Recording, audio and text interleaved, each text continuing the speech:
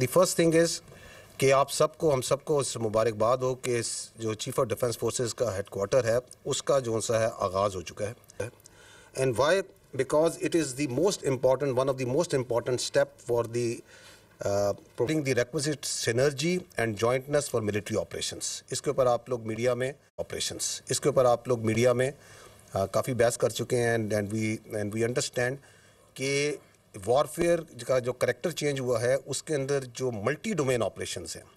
So it is not more only land, sea and air, it is space, it is cyber, it is informational domain, it is the intelligence operations and multiple domains जिसके अंदर भी जंग लड़ी जाती है. The wars have become violent, the wars have become short and intense. तो उसमें efficiency हासिल करने के लिए, एफिकेसी हासिल करने के लिए और इकोनॉमी ऑफ एफर्ट हासिल करने के लिए ये जो चीफ ऑफ डिफेंस फोर्सेस का हेडक्वार्टर है, it was a long awaited essential requirement. And it's not only in Pakistan. इस वक्त मुल्क दर्जनों से ज़्यादा ममालिक हैं दुनिया में. It's up to almost like 70 countries जहाँ पे चीफ ऑफ डिफेंस का जो सिनर्जेटिक हेडक्वार्टर्स हैं they are available. So this is a something that जिसका जो आज एक पार्लियामेंट की हिदायत पे और ऑर्डर्स पे जिसका आगाज़ हुआ है. तो this is again A monumental and great day for the national security of Pakistan. However जो बुनियादी मकसद आज बातचीत करने का है वो ये है कि we need to understand a creeping national security threat that is internal. And that threat का जो महवर है, जो उसका आप कह सकते हैं जहाँ से एमिनेट होती है, that is one delusional mindset and A delusional person जो कि कैप्टिव है अपनी ज़ात का, जिसके नज़दीक उसकी ज़ात और उसकी ख्वाहिशात रियासत पाकिस्तान से बढ़कर हैं. उसकी ज़ात, उसकी ख्वाहिशात और उसकी फ्रस्ट्रेशन इस हद तक बढ़ चुकी है कि वो समझता है कि मैं नहीं तो कुछ भी नहीं. And why it may seem to you a bit strange coming from me this, because that person and the narrative that he is pushing, it has become a national security threat. अब सियासत ख़त्म हो चुकी है. अब उसका जो बयानिया है वो पाकिस्तान की नेशनल सिक्योरिटी को थ्रेट बन चुका है. And that is why it is very important that we come clear, बग़ैर किसी इबाहम के, बग़ैर किसी डाउट के, we need to come clear and say what needs to be said. And we need to understand that how this narrative is working, why it is working, and also, unfortunately, it is working in deep collusion with external actors. To understand that, first, I'll set the stage by repeating something that we have been repeating. The armed forces have been saying again and again that we are the armed forces of Pakistan.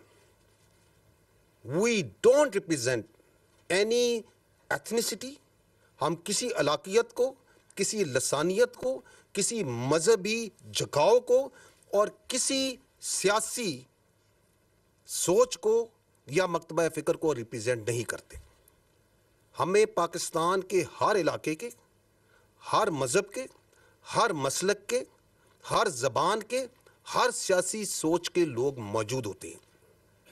But we put that all aside once we wear this uniform. That is our pride, that is our honor. We strive, we die on daily basis, not for some zaban, some alaka, some siyasi soch. We strive and die on daily basis for the people of Pakistan, for the integrity of Pakistan.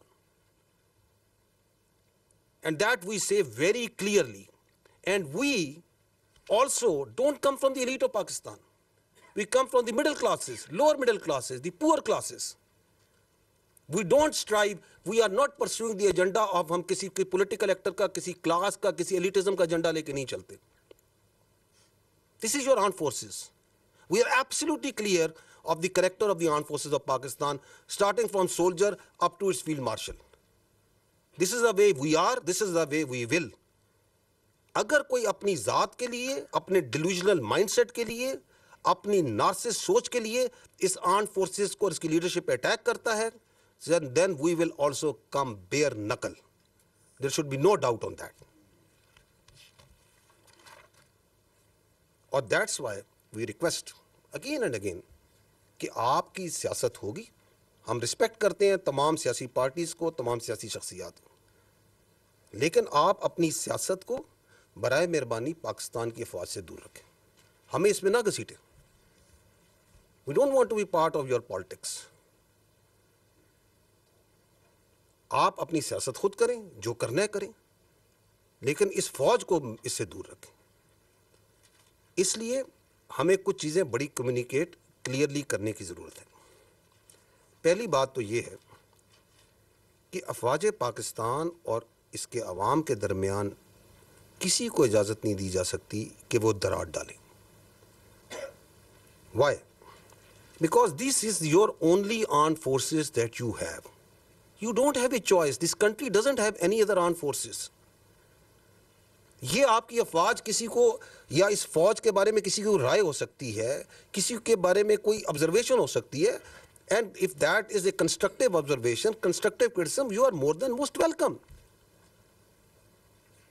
But that doesn't allow you कि आप पाकिस्तान के अवाम को पाकिस्तान की अफवाज के खिलाफ भड़काएं और उनके दरमियान गैप डालने की कोशिश करें, क्योंकि यही आपकी एक फ़ौज है. यही फ़ौज है जो कि हिंदुस्तान की जो हिंदुत्ववाद सोच है, जो उनकी हेजेमोनिक डिज़ाइंस हैं, उसके और पाकिस्तान के अवाम के दरमियान यही फ़ौज है जो ढाल के तौर पे खड़ी है. यही फ़ौज है जो कि ख्वारजों के, ख्वारजीन के और दहशत गर्दों के और जो अफ़गानिस्तान से बेस ऑफ ऑपरेशन को इस्तेमाल करके हिंदुस्तान आप पे फितना अल ख्वारिज, फितना हिंदुस्तान और दहशत गर्दी है, उसके और अवाम के दरमियान कौन सी फ़ौज खड़ी है? यही फ़ौज खड़ी है. And we also know for a fact कि हर मुल्क में एक फ़ौज होती है. मशहूर जुमला है ना, there will always be an army in a country, if it's not yours it will be of your enemy. यही कहा जाता है ना.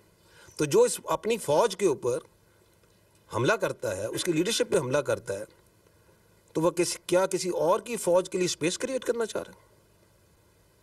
What's his design? Why is you trying to do that? So हमें भी क्लियर है, पाकिस्तान के अवाम को भी क्लियर है कि ये नहीं हो सकता. Because they understand, we understand, yes, you can fool some of the people all the time. You may also fool all of the people some of the time, but you can never fool all the people all the time. So that's